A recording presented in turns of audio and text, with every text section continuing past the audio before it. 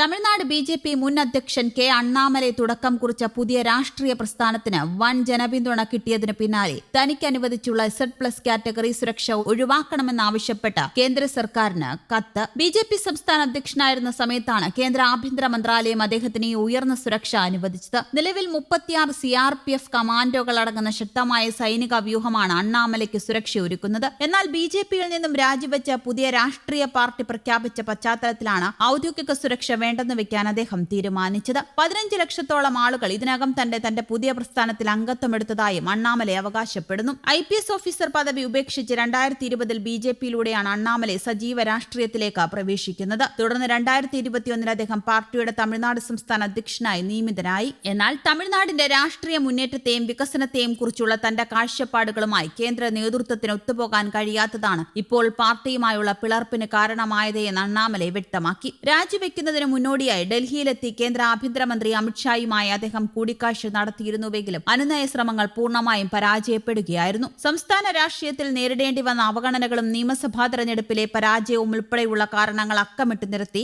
5 പേജുള്ള വിശദമായ രാജിക്കത്താണ് അണ്ണാമലൈ നേതൃത്വത്തിന് കൈമാറിയത്. അണ്ണാമലയെ പാർട്ടി നിലനിർത്താൻ രാജ്യസഭാ സീറ്റ് ഉൾപ്പെടെയുള്ള വലിയ വാഗ്ദാനങ്ങൾ കേന്ദ്ര നേതൃത്വം മുന്നോട്ട് വെച്ചിരുന്നു. എന്നാൽ തമിഴ്നാട്ടിൽ ചുരുങ്ങിയത് 7 വർഷമെങ്കിലും തുടർച്ചയായി അധ്യക്ഷ പദവി നൽകണമെന്ന അദ്ദേഹത്തിന്റെ കടുത്ത ആവശ്യം കേന്ദ്രം അംഗീകരിക്കാതിരുന്നതോടെയാണ് രാജി ഉറപ്പായത്. അണ്ണാമലയുടെ ഈ പുതിയ നീക്കത്തോടെ ബി.ജെ.പിയിലെ ഒരു വലിയ വിഭാഗം പ്രവർത്തകരും അദ്ദേഹത്തോടൊപ്പം പാർട്ടി വിടുമെന്നാണ് സൂചനകൾ. 2020 അണ്ണാമലൈ ബി.ജെ.പിയിൽ ചേരുന്നത്. 2021 ബി.ജെ.പി. സംസ്ഥാന അധ്യക്ഷനായി. മുഖം നോക്കാതെ കടുത്ത ഭാഷയിൽ എതിർ പാർട്ടികളെ കടന്നാക്രമിക്കുന്നതായിരുന്നു അണ്ണാമലയുടെ രീതി. എന്നാൽ പിന്നീട് 2025 ബി.ജെ.പി. സംസ്ഥാന അധ്യക്ഷ സ്ഥാനത്ത് നിന്ന് മാറ്റിയതോടെ അണ്ണാമലൈ പതുങ്ങി. തമിഴ്നാട്ടിൽ ബി.ജെ.പി. സ്വന്തം നിലയിൽ വളരണമെന്നായിരുന്നു അണ്ണാമലയുടെ ആഗ്രഹം. എന്നാൽ തന്നെ അധ്യക്ഷ സ്ഥാനത്ത് നിന്ന് മാറ്റിയതും നിയമസഭാ തെരഞ്ഞെടുപ്പിന് മുന്നോടിയായി AIDMKയുമായി വീണ്ടും സഖ്യമുണ്ടാക്കാൻ കേന്ദ്ര നേതൃത്വം തീരുമാനിച്ചതും അദ്ദേഹത്തെ ചൊടിപ്പിച്ചു. ദേശീയ നേതൃത്വത്തിലേക്ക് ഉയർത്തപ്പെടുമെന്ന് പ്രതീക്ഷിച്ചെങ്കിലും അതുമുണ്ടായില്ല. മാത്രമല്ല 2026 തെരഞ്ഞെടുപ്പിൽ കോയമ്പത്തൂരിൽ മത്സരിക്കാൻ താൽപര്യം കാണിച്ചിട്ടും അണ്ണാമലയ്ക്ക് ബി.ജെ.പി. സീറ്റ് നിഷേധിച്ചു. അങ്ങനെ പാർട്ടിയുമായി അണ്ണാമലൈ അകന്നു തുടങ്ങി. ബി.ജെ.പി. വെച്ചുനീട്ടിയ രാജ്യസഭാ സീറ്റ് അദ്ദേഹം നിരസിച്ചതായും റിപ്പോർട്ടുണ്ട്. ദിവസങ്ങളായി പുകഞ്ഞുകൊണ്ടിരുന്ന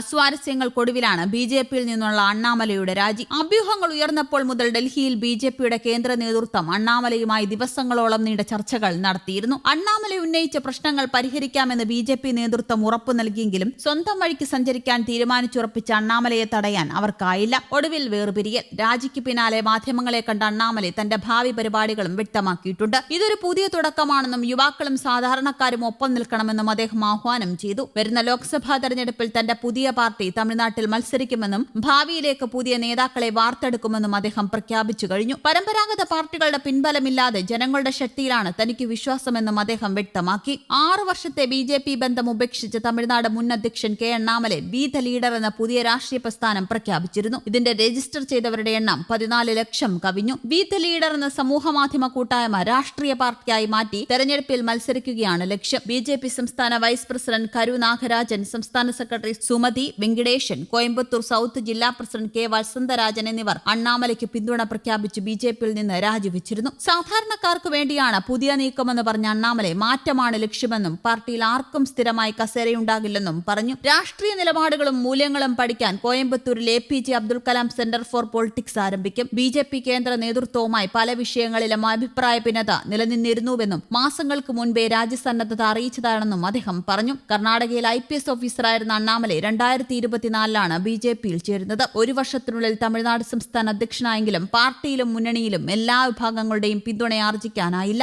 അതിനിടെ അണ്ണാമലയുടെ സമീപനത്തിൽ പ്രതിഷേധിച്ച് അണ്ണാ-DMK NDA സഖ്യം വിട്ടു. ബി.ജെ.പി. കേന്ദ്ര നേതൃത്വം നടത്തിയ അനുനയ നീക്കത്തിനൊടുവിൽ അവർ തിരിച്ചെത്തിയപ്പോൾ അധ്യക്ഷ സ്ഥാനവും നഷ്ടമായി. News desk Kerala Kaumudi.